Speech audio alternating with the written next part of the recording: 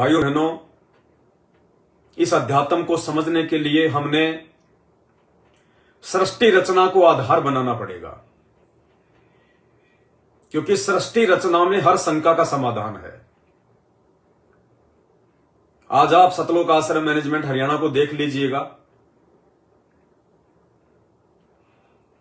जब जवान लड़के और लड़कियां पुस्तक सेवा के लिए जाते हैं तो वहीं पे अपनी शादी की बात भी फिक्स कर लेते हैं। माता पिता की आवश्यकता ही नहीं है, माता पिता को पता ही नहीं चलता। वो बेटे मां बाप के लिए बहू खुद ही पसंद कर लेते हैं, खुद ही तय कर लेते हैं, मां बाप को नहीं पता चलता।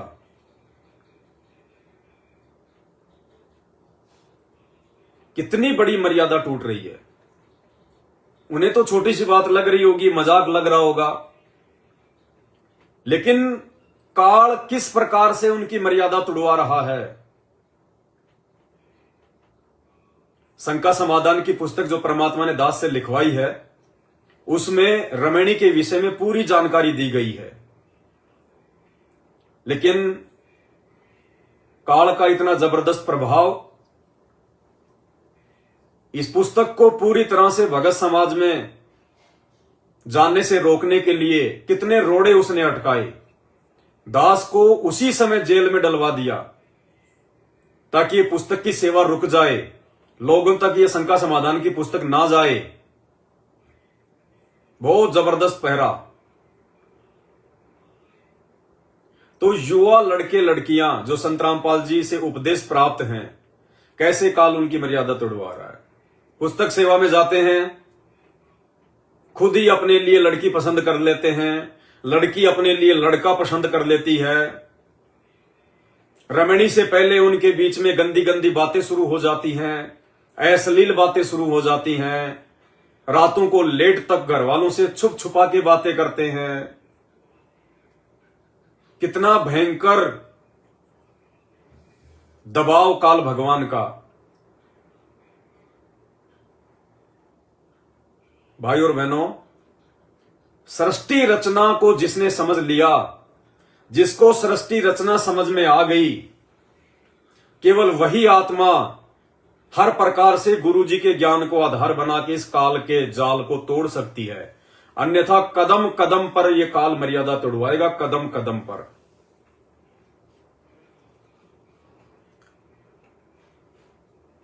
अरे एक लड़का एक लड़की दोनों ने संत रामपाल जी से उपदेश प्राप्त कर लिया। अब उन दोनों का रिश्ता क्या है? भाई और बहन का। क्या रिश्ता है? भाई और बहन का। अरे एक भाई बहन आपस में कैसे अपनी शादी की बातें कर सकते हैं? वो धर्म के भाई बहन हैं, वचन के भाई बहन हैं, और कहते हैं धर्म का भाई और धर्म की बहन, ये तो सगे भाई बहन से भी ज्यादा पाक और पवित्र रिश्ता होता है।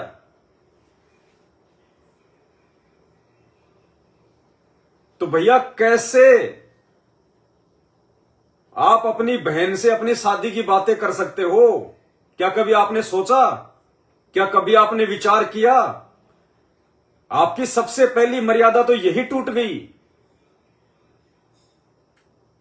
परमेश्वर सतगुरु रामपाल जी भगवान का यह तत्व ज्ञान कहता है, सृष्टि रचना का सारांश कहता है कि रमणी की बात, शादी विवाह की बात लड़के और लड़की आपस में नहीं कर सकते। भाई आप जगत नहीं हो, आप भगत हो। आप जगत के आधार से ना चलिए कि आप स्कूल में पढ़ते हैं, आप कॉलेज में पढ़ते हैं, आप किसी कंपनी में काम करते हैं, आपस में आप दोनों के रिश्ते बन गए, आप साथ साथ भी रहने लग गए, आप मोबाइल पे उल्टी सीधी बातें भी करते हैं, शारीरिक संबंध भी बनाते हैं, माता पिता को पता चले ना चले आप जी कोर्ट में जाके शादी भी कर लेते हैं।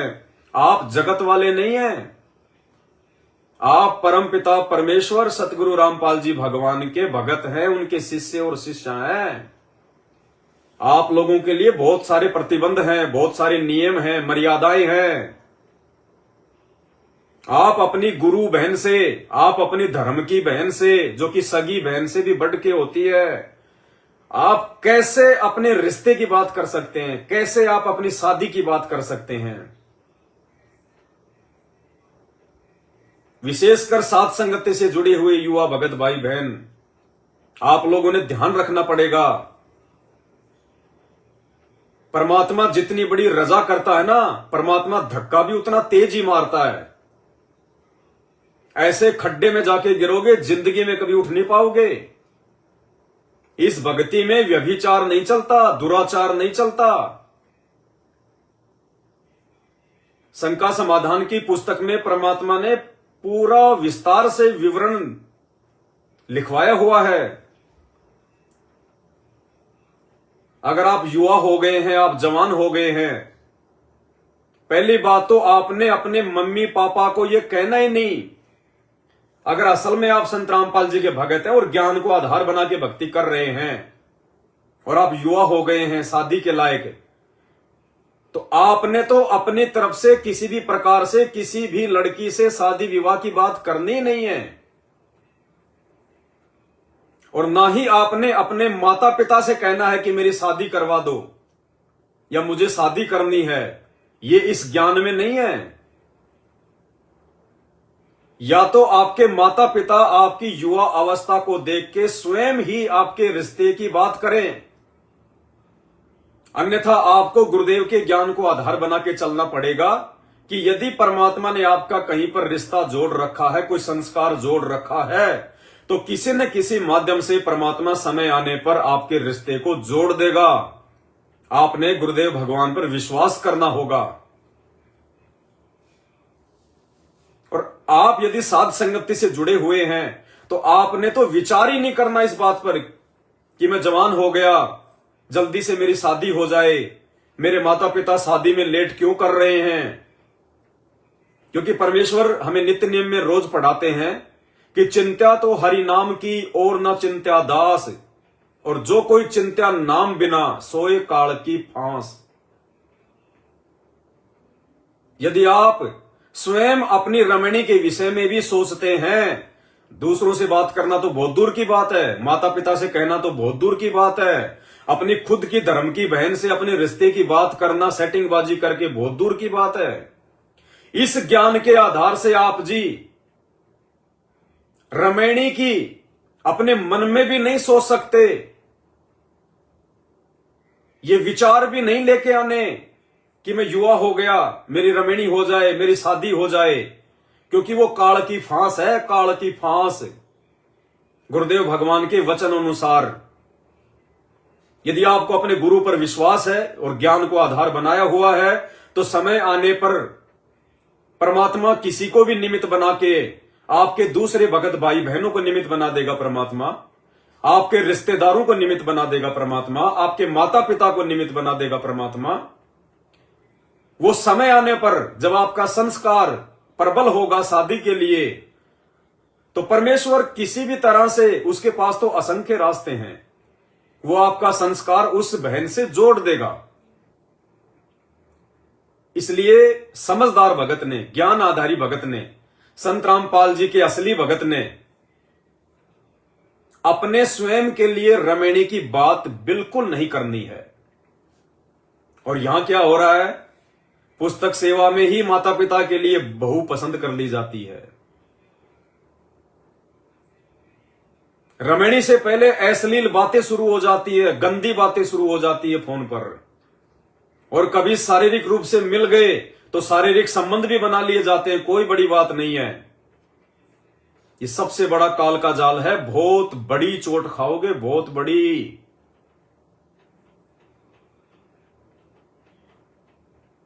परमात्मा ने सृष्टि रचना के माध्यम से बताया कि ये काल नीचे क्यों गिरा, यही सबसे बड़ी गलती थी, यही अश्लीलता, गंदी सोच, गंदी बात, इसी कुक्रम के चलते काल को नीचे गिराया गया। आज उसका नाम शैतान है, उसको भयंकर श्राप लगा। ये सबसे भयंकर दोष है, सबसे भयंकर। जो गलती काल ने सतलोक में की और उसकी सजा पाई, वही गलतियां ये काल आपसे भी करवाएगा। क्योंकि काल को पता है कि यदि उस परमपिता परमेश्वर के हृदय से, उसके दिल से यदि इन आत्माओं को नीचे गिराना है तो क्या क्या विधियां अपनानी चाहिए, कौन कौन से षड्यंत्र इनके साथ में खेलने चाहिए, क्योंकि वो खुद इस षड्यंत्र का शिकार है। उसने भी यही गलती की थी सतलोक में। माता पिता की आज्ञा के बिना, अपने बाप की आज्ञा के बिना दुर्गा के ऊपर गंदी नजर, दुर्गा के साथ में स्त्री इंद्री बनाने की अश्लील हरकत, जिसकी सजा आज वो भुगत रहा है। यदि वो उस कबीर परमात्मा से, उस समर्थ और दयालु भगवान से विनय करता, विनती करता, उनके सामने जाके यदि वो अपना प्रस्ताव रखता कि पिताजी, हे परमेश्वर, मैं शादी करना चाहता हूं, मैं रमेणी करना चाहता हूं, कृपया आप हमारे इस रिश्ते को स्वीकार कीजिए, तो भाई और बहनों, परमात्मा उसको इस गंदे लोक में ना भेजता। अरे जिस परमात्मा ने उसको सर्व वस्तुएं प्रदान की, 5 तत्व और 3 गुण प्रदान किए, मना नहीं किया परमात्मा ने उसको, क्योंकि वो समर्थ भगवान है, उसके पास किसी चीज की कोई कमी नहीं है। उसने 3 बार सतलोक में तप किया, 64 युग, 64 युग और 70 युग, तीनों बार परमात्मा ने उसकी इच्छा पूर्ति की। उसने 5 तत्व और 3 गुण मांगे, परमात्मा ने दे दिए। कितनी कीमती वस्तु, सृष्टि रचना की वस्तु दे दिए उसको परमात्मा ने। उसने 21 ब्रह्मांड मांगे, परमात्मा ने उसको वो भी दे दिए। उसने परमात्मा के जिगर के टुकड़े, उनकी आत्माएं मांगी, परमात्मा ने कोई न कोई रास्ता निकाल के वो भी उनको दे दी। इसके बावजूद भी उसने थोड़ी सी कॉमन सेंस का प्रयोग नहीं किया और वो गलती कर बैठा। परमात्मा ने उसके पास में दुर्गा को, यानी उसकी बहन को भेजा कि बेटी तू जा और उसके लोक में, सृष्टि रचना में उसका सहयोग करना। मैंने तुझे शब्द शक्ति दे दी है और जितनी आत्मा वो कहे उतनी तू उसके लिए अपने वचन से पैदा कर देना। उस समय दुर्गा को और काल को ये योनि और इंद्री नहीं थी। परमात्मा ने उस बेटी को, उस बहन को भेजा उसके पास में, लेकिन वो नालायक वही नालायकी कर बैठा जो नालायकी आज संगत में युवा भगत भाई बहन कर रहे हैं। और वो आज हमसे वही गलती करवाएगा। वो भी चाहेगा कि इन आत्माओं को मैं कबीर भगवान की नजरों से नीचे गिरा दूं, क्योंकि उसको पता है कि कौन कौन से कुकर्म करने से भगवान सदा सदा के लिए उन आत्माओं को दिल से रिजेक्ट कर देता है, जैसे काल को किया। तो काल ने दुर्गा के युवा रंग रूप को देखकर, उसके उभरे हुए अंगों को देखकर उसके ऊपर गंदी नजर डाली, उसके साथ में संभोग करने की इच्छा जाहिर की, उसके साथ में गलत हरकतें की और अपने नाखूनों से स्त्री इंद्री बनाने की कोशिश की, काम वासना के वशीभूत होकर। और ये सबसे बड़ी गलती कर बैठा वो, और उसकी सजा आज वो भुगत रहा है। अगर वो परमात्मा से जाके कहता कि परमात्मा, आप जी दुर्गा के साथ में मेरा रिश्ता तय कर दीजिए, आप हमें पति और पत्नी का जो है वो दर्जा दे दीजिए, तो क्या परमात्मा उनकी शादी नहीं करवाता? अवश्य करवाता। लेकिन उसने गलती करी, अपने बाप से छुपकर, अपने बाप से छुपाकर, अपने बाप का भय ना मानकर उसने गलती की और आज वो सजा भोग रहा है। तो आज वो हमसे वो तमाम गलतियां करवाएगा, क्योंकि उसको पता है कि किस गलती के करने से क्या सजा मिलती है। और इसके बावजूद जब काल को वहां से निष्कासित कर दिया गया, उसको श्राप दे दिया गया, उसके बाद परमात्मा ने इसी ज्ञानगंगा पुस्तक में पेज नंबर 38 पर लिखा है कि उसके वियोग में अक्सर पुरुष पर ब्रह्म भी चिंतित रहने लगा। उसने सोचा कि मेरा दोस्त, मेरा भाई जो 21 ब्रह्मांड लेके, 5 तत्व, 3 गुण लेके, असंख्य आत्माएं लेके, और जो दूसरे लोक में चला गया, ना जाने कितना सुख भोग रहा होगा, कितने आनंद भोग रहा होगा। उस क्षर पुरुष की चिंता में वो जो अक्सर पुरुष था वो भी बेचैन रहने लगा। लेकिन उसने वहां पे कोई तप नहीं किया। उसने सहज समाधि यानी उसने सारनाम का जाप करना शुरू कर दिया और मन में चिंता उस काल की कि वो ना जाने क्या क्या सुख भोग रहा होगा।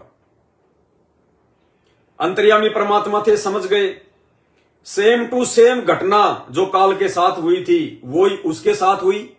परमात्मा ने उसको कहा कि भैया तुझे क्या चाहिए, तो उसने सारी बातें बताई कि परमात्मा मेरे को भी ऐसे ऐसे अलग से, मेरे को राज्य चाहिए, मेरे को ब्रह्मांड चाहिए, मेरे को आत्माएं चाहिए। परमात्मा ने दया करी और सबसे पहले जिस आत्मा ने अक्सर पुरुष के साथ भी जाने के लिए हाथ खड़ा किया था, इसी ज्ञानगंगा पुस्तक के पेज नंबर 38 को पढ़ लेना। परमात्मा ने एक, जैसे काल के लिए सबसे पहले एक युवा लड़की जिसको अष्टंगी कहते हैं, जिसको दुर्गा कहा गया, ऐसे ही परमात्मा ने जितने भी आत्माओं ने अक्सर पुरुष के साथ में जाने की सहमति दी, उनमें से सबसे पहले हाथ खड़ा करने वाली आत्मा को एक युवा लड़की बनाया और उसका नाम रखा ईश्वरी माया, प्रकृति सूरती ईश्वरी माया। और दुर्गा की तरह उसके अंदर भी सभी जीव आत्माओं को फीड कर दिया और कहा कि बेटी जा, जितनी आत्मा कहे तो उसके लिए प्रकट कर देना। वो ईश्वरी माया अक्सर पुरुष के पास गई जहां परमात्मा ने उसको 7 संग ब्रह्मांड दिए थे। लेकिन अक्सर पुरुष ने वो गलती नहीं करी, क्योंकि अक्सर पुरुष उस गलती का अंजाम जानता था। क्योंकि जिस समय काल को परमात्मा ने दुर्गा के साथ बदसलूकी, अश्लील हरकत करने के चलते सतलोक से निष्कासित किया था, उस समय अक्सर पुरुष भी तो वही था, वो भी तो सब देख रहा था। तो अक्सर पुरुष समझ गया कि यदि तूने ये गलती करी तो तेरा भी वही असर होगा जो उसका हुआ है। तो अक्सर पुरुष ने ईश्वरी माया के साथ में गलत हरकत नहीं की, जबरदस्ती नहीं करी, उसके साथ में किसी भी प्रकार की बदसलूकी नहीं की, और उन दोनों ने आपसी सहमति से संतान उत्पत्ति करी, अपनी शादी करी। दोनों ने अपनी सहमति से स्त्री इंद्री और पुरुष इंद्री बनाई और उन्होंने संतान उत्पत्ति करी, जिस कारण से वो तपतशिला के भयंकर पीड़ा से बच गए। तपतशिला का वो कष्ट भोगने से वो बच गए और जितने भी उसके लोक के प्राणी हैं वो बच गए। लेकिन बाकी जन्म और मृत्यु, नरक और स्वर्ग और ये काम धंधा करके अपना पेट भरना, वो सारे के सारे दंड जो काल को मिले वो अक्सर पुरुष को भी मिले। लेकिन अपनी गुरु बहन के साथ, अपनी धर्म की बहन के साथ, क्योंकि सतलोक में तो सभी आपस में भाई बहन है, वहां तो ये गंदा कर्म है ही नहीं। अपनी गुरु बहन के साथ, अपनी धर्म की बहन के साथ उसने काल के जैसे दुर्व्यवहार नहीं किया, गंदी हरकत नहीं की, जिसके चलते उसको इतना फायदा हो गया कि परमात्मा ने उसको सतलोक से निष्कासित नहीं किया। उसके 7 संग ब्रह्मांडों को परमात्मा ने एक सीमा में बांध दिया, एक गोलाकार परिधि में बांध दिया और सतलोक के ही एक कोने में रख दिया। उसको 16 संग कोस की दूरी पे नहीं भेजा। और ईश्वरी माया के साथ गंदी हरकत ना करने के चलते, जबरदस्ती ना करने के चलते, अपने बाप की आज्ञा का उल्लंघन करके उसके साथ किसी भी प्रकार की गंदी हरकत ना करने के चलते उसको, अक्सर पुरुष को और उसके लोक में जितने भी प्राणी हैं उन सबको तपतशिला का कष्ट नहीं है, वो बच गए। तो भाई और बहनों, हर शंका का समाधान परमात्मा ने सृष्टि रचना में दिया हुआ है। तो आज भाई और बहनों, ये सृष्टि रचना, ये इतना ज्ञान, ये मूल ज्ञान हमें गुरुदेव ने क्यों समझाया, क्यों बताया हमें परमात्मा ने? इसी दिन के लिए कि काल तुमसे वो तमाम हरकतें करवाएगा जिन हरकतों के करने के चलते तुम्हारी मर्यादा टूटेगी और तुम गुरु पद से नीचे गिरोगे। इस भक्ति मार्ग का एक नियम है, एक रूल है, अगर समझ में आ जाए तो। इतना आसान नहीं है सतलोक जाना, सतलोक की भक्ति करना। ये कलयुग की बिचली पीढ़ियां भी ना जाने हमने कितनी बर्बाद कर दी। काल हमसे कहीं न कहीं किसी न किसी मोड़ पे कोई न कोई गलती करवा ही देता है। इस भक्ति मार्ग का एक नियम है, एक रूल है, और वो क्या है कि आपने रमेणी से पहले, यदि आप संत रामपाल जी के भगत हैं, उपदेश प्राप्त हैं, तो आपने रमेणी से पहले, शादी से पहले आपने अपनी गुरु बहन से किसी भी प्रकार की अश्लील बातें तक नहीं करनी। आपके मन में उनके साथ में कोई गंदी हरकत करने का, गंदी बातें करने का, मोबाइल पे बहुत सारी देर लगे रहने का कोई मतलब ही नहीं है। ये रूल ही नहीं है, नियम ही नहीं है। जब तक आप दोनों की रमणी नहीं हो जाती है, तब तक आप जी किसी भी प्रकार से अश्लील बातें नहीं कर सकते, मोबाइल पे बातें नहीं कर सकते। अरे ये तो सतगुरु रामपाल जी भगवान के जो है पंथ का नियम है। जबकि आज से 50 साल पहले आप चले जाइए, जो लड़के लड़कियां आज 20 या 25 साल के हो चुके हैं, वो ज्यादा दूर नहीं, अपने मां बाप को देख लीजिए। दादा दादी तो बहुत दूर की बात है।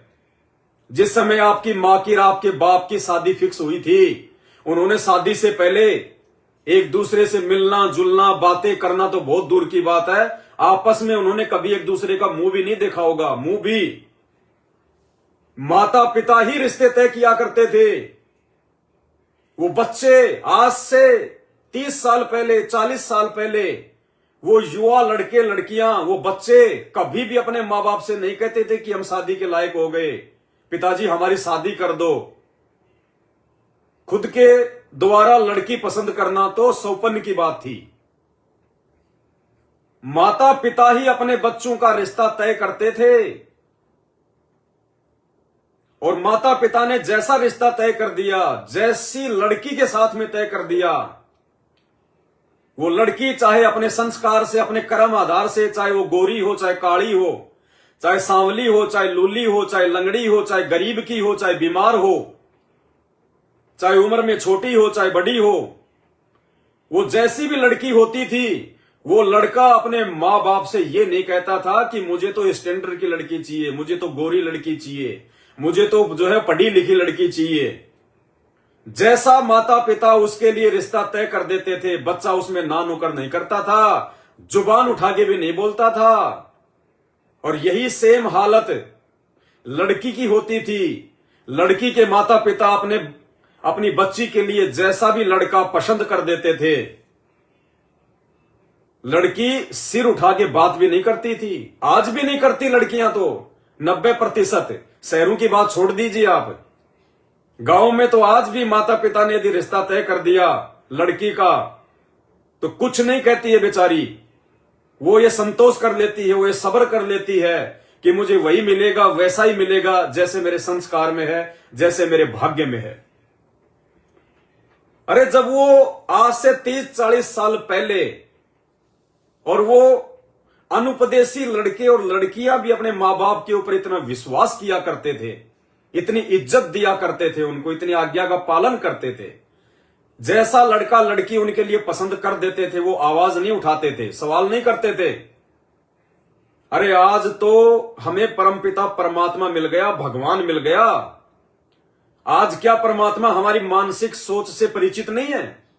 अगर हम उसकी भक्ति कर रहे हैं, उसकी मर्यादा में हैं, उनसे नाम उपदेश प्राप्त कर रखा है, तो क्या वो अंतर्यामी परमात्मा ये नहीं जानता कि इस बच्चे के और इस बच्ची के मन में क्या चल रहा है, इनको कैसा साथी चाहिए, क्या क्या उसके अंदर जो है लक्षण होने चाहिए, वो गुण होने चाहिए।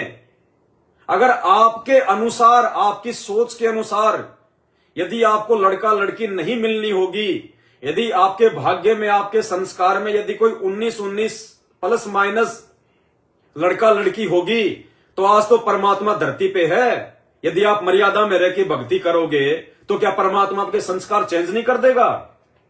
क्या परमात्मा वो बीमार संस्कार वाली लड़की को जो है स्वस्थ नहीं कर सकता? क्या परमात्मा आपके भाग्य को चेंज नहीं कर सकता? गुरुदेव भगवान कुछ भी कर सकता है। तो कहने का मतलब है, सबसे पहली बात तो युवा लड़के और लड़कियां संत रामपाल जी भगवान के इस मार्ग में जो हैं, उन्होंने अपनी तरफ से किसी भी प्रकार से अपनी रमैनी की बात नहीं करनी है, अपने खुद से शादी विवाह की बात नहीं करनी है। यदि आप उपदेशी हैं और यदि आपने किसी अपनी उपदेशी भगत बहन के साथ में अपने रिश्ते की बात की, अपनी रमैनी की बात की, वो चाहे आप आश्रम में करो, चाहे पुस्तक सेवा में करो, चाहे किसी भगत भाई के घर आते जाते समय करो, भाई उसी समय आपकी मर्यादा खंडित है, उसी समय। क्योंकि जब तक आपकी शादी संपूर्ण नहीं हो जाती है, जब तक आपकी रमैनी नहीं हो जाती है और वो लड़की बहू बन के जब तक आपके घर पे नहीं आ जाती है, तब तक वो आपकी गुरु बहन है, आपकी धर्म की बहन है। और अपनी ही बहन के साथ में रमैनी से पहले गंदी हरकत और गंदी बातें करने वाला इंसान क्या होगा और परमात्मा उसको कितना पसंद करेगा। गुरुदेव भगवान कहते हैं, जब तक रमैनी नहीं हो जाती है तब तक वो वाणी परमपिता परमेश्वर की हम सब पे लागू रहेगी। पर नारी को देखिए बहन बेटी के भाव। जब तक आपका शादी विवाह संपन्न नहीं हो जाता है तब तक आपके लिए वो पर नारी है। पर नारी को देखिए बहन बेटी के भाव, कहे कबीर काम नाश का यही सहज उपाव। और आज क्या हो रहा है संगत में, ऐसे बहुत सारे केस हैं। और सतलोक आश्रम मैनेजमेंट हरियाणा के यहां तो सत्सेवकों में भी एक आध आपको मिल जाएंगे, ऐसी कोई बड़ी बात नहीं है। लेकिन सतलोक आश्रम मैनेजमेंट हरियाणा के यहां तो 90% लड़के और लड़कियां अपनी माता पिता की आज्ञा के बिना, उनको बताए बिना खुद के लिए लड़का और लड़की पसंद कर लेते हैं। रमैनी 2 साल बाद होती है, उससे पहले मोबाइल पे ढेरों बातें करते हैं, अश्लील बातें चलती है, रातों को चलती हैं, गंदी गंदी बातें चलती हैं। और मौका मिल जाए तो आपस में शारीरिक संबंध भी बना लेते हैं। ऐसे भगत भाई बहन, खुद के लिए बहू पसंद करने वाले, लड़की पसंद करने वाले, रमैनी से पहले उल्टी सीधी बातें करने वाले, मनोरंजन करने वाले, विचार कीजिए भाई और बहनों, पहली बात तो मर्यादा वही टूट गई उनकी कि रमैनी से पहले आपने किसी भी लड़की के ऊपर गंदी नजर डाली तो क्यों डाली? आपको हक ही नहीं है, आपको अधिकार ही नहीं है, और वो भी इस मार्ग में बिल्कुल नहीं है। यदि आपके माता पिता भी आपकी शादी फिक्स कर देते हैं, रमैनी फिक्स कर देते हैं, आप एक सुयोग्य पुत्र हैं, बहुत अच्छी बात है, आप एक योग्य पुत्र हैं, और आपके माता पिता आपकी रमैनी पक्की कर देते हैं, आपकी शादी पक्की कर देते हैं। माता पिता के द्वारा रमैनी की बात पक्की करने के बावजूद भी रमैनी से पहले वो लड़का भी किसी भी प्रकार से, वो लड़की किसी भी प्रकार से आपस में एक दूसरे से अश्लील बातें नहीं कर सकते।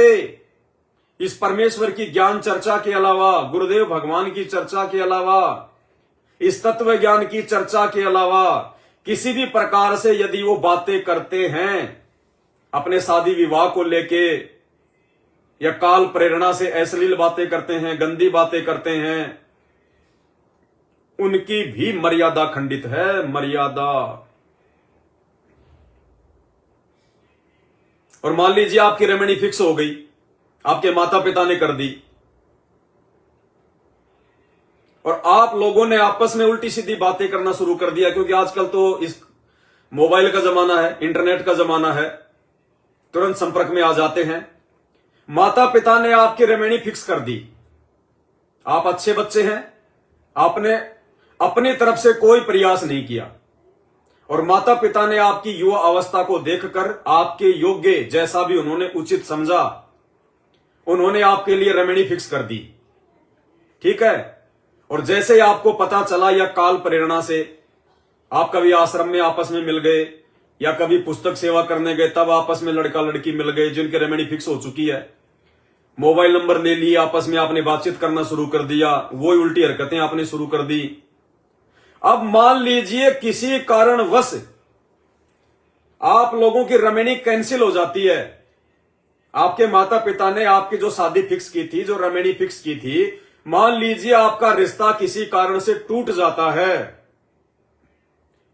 और आपकी शादी की बात कहीं और कर दी जाती है या आपकी शादी कहीं और हो जाती है, तो भाई उस लड़की के साथ में आपका क्या संबंध रहा फिर? वो पहले वाली लड़की जिसके साथ आपकी रमेनी होनी थी, शादी होनी थी, किसी कारण से नहीं हो पाई और रमेनी से पहले आपस में आप लोग बातचीत किया करते थे, गंदी बात, अश्लील बात, पति पत्नी के संबंधों वाली बात। अब जब उस लड़के लड़की से आपका रिश्ता टूट गया और माता पिता ने कहीं और आपकी रमेनी कर दी जगत में या भगत में, तो पहले वाली लड़की के साथ में आपका क्या रिश्ता रहेगा? गुरु बहन का? अरे किस मुंह से आप उसको अपनी गुरु बहन कहोगे जिसको आपने 75% अपनी पत्नी बना लिया? किस मुंह से उसको आप अपनी बहन कहोगे, गुरु बहन कहोगे? ये काल ऐसे ही ठगता है। भाई और बहनों, यदि आप ऐसी गलती कर रहे हैं तो समय रहते संभल जाना। अपने माता पिता के ऊपर आश्रित रहो। क्या आपके माता पिता कोई बालक है क्या? आप अपने माता पिता से ज्यादा बुद्धिमान हो क्या? जो कर्म आपने शुरू नहीं किया, आपके माता पिता वो करके छोड़ चुके हैं, तो क्या उन्हें नहीं पता कि बच्चे की क्या आवश्यकता है और कब आवश्यकता है?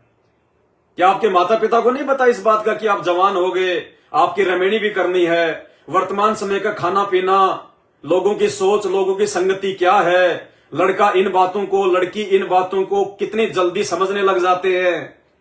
क्या उनको नहीं पता इस बात का? अगर वो धैर्य धारण करके बैठे हैं और आपके युवा होने के बावजूद भी किसी प्रकार की रमणी की बात नहीं कर रहे हैं, तो उनके मन में भी तो कुछ चल रहा होगा, उनकी भी तो कुछ सोच होगी, या आप उनसे कहीं ज्यादा समझदार हो? ये काल ऐसे ठगता है क्योंकि ये परीक्षा का समय है। वो माता पिता को चुप उस परमात्मा ने कर रखा है, गुरुदेव भगवान ने कर रखा है। वो चाहे ज्ञान आधार से कर रखा है, चाहे कुछ और सोच के कर रखा है, क्योंकि परमात्मा ने आपकी परीक्षा भी तो लेनी है। परमात्मा ने आपको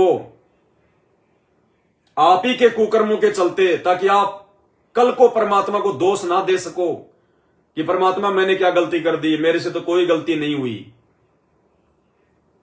परमात्मा ये नहीं देखता कि ये 50 साल का, ये 40 साल का, ये 20 साल का है। परमात्मा अपनी आत्मा देखता है, वो समदृष्टि है, वो आत्मा के संस्कार से उसकी परीक्षा लेता है। तो ऐसा नहीं कि परमात्मा 40 साल और 60 साल वालों की परीक्षा लेगा, परमात्मा 20 साल वालों की जो है वो परीक्षा नहीं लेगा। प्रहलाद भगत की उम्र कितनी थी? 84 बार परीक्षा ली परमात्मा ने, 84 बार। 10 साल की उम्र थी उसकी, उसके बाप ने 84 प्रकार की यातना दी और परमात्मा देख रहा था कि ये कितना दृढ़ है, ये कितना विश्वास करता है, अपने बाप के नाम की भक्ति करेगा या मेरे नाम की भक्ति करेगा। उस 10 साल के बच्चे की परमात्मा ने 84 बार परीक्षा ली। ध्रुव 6 साल का जंगल में चला गया परमात्मा प्राप्ति के लिए। अरे आज तो कलयुग की बिचली पीढ़ी है, हर प्रकार से परमात्मा ने तुम्हें शिक्षित कर रखा है, हर प्रकार से परमात्मा ने ज्ञान दे दिया, और आज तुम 20 साल के 25 साल के हो गए, तो क्या परमात्मा तुम्हारी परीक्षा नहीं लेगा? क्या परमात्मा तुम्हें तुम्हारे मां बाप के पीछे भेज देगा सतलोक कि चलो भाई पूरे के पूरे परिवार ने उपदेश ले लिया, इन बच्चों की क्या परीक्षा लेनी? अरे स्कूल एलकेजी से लेके यदि 12वीं क्लास तक का है तो परीक्षा एलकेजी वाले की भी होती है और परीक्षा 12वीं वाले की भी होती है। वो टीचर ये नहीं देखता कि ये तो एलकेजी का बच्चा है, इसकी क्या परीक्षा लेंगे। एलकेजी वाले की एलकेजी के हिसाब से परीक्षा लेगा और 12वीं कक्षा वाले की 12वीं के हिसाब से परीक्षा लेगा। ये परीक्षा का समय है हमारा।